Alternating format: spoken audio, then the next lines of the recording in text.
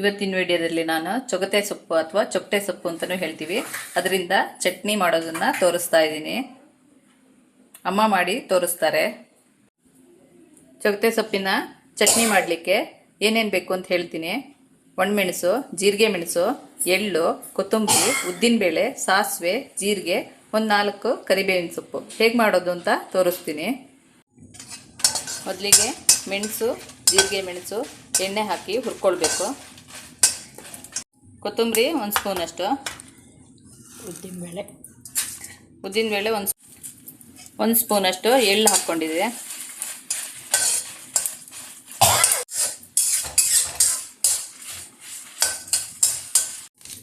ಕರಿಬೇವಿನ ಸೊಪ್ಪು,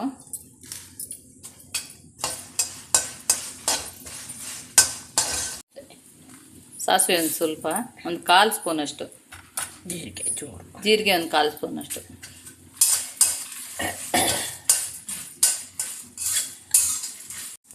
ಕಾಯಿ ಒಂದು ಹಿಡಿಯಷ್ಟು,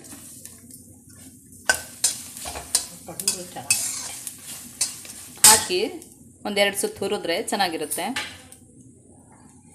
ಹುರಿದಿದ್ದಾಗಿದೆ ಇದು. ಚೊಗಟೆ ಸೊಪ್ಪನ್ನು ಎಣ್ಣೆ ಹಾಕಿ ಹುರ್ಕೊಳ್ಬೇಕು.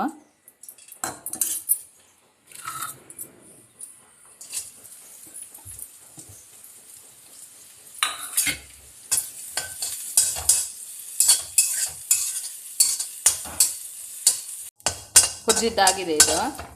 ಹಸಿ ಅಂಶ ಹೋಗುವವರೆಗೂ ಹುರಿಬೇಕು ಇದನ್ನು.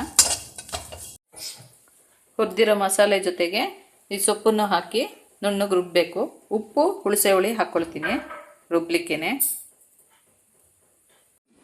ರುಬ್ಬಿದ್ದಾಗಿದೆ ಇದು. ಒಂದು ಬೌಲಿಗೆ ಹಾಕ್ಕೊಳ್ತೀನಿ. ಇದಕ್ಕೊಂದು ಒಗ್ಗರಣೆ ಮಾಡ್ಕೊಳ್ತೀನಿ. ಸಾಸಿವೆ, ಚೂರು ಜೀರಿಗೆ,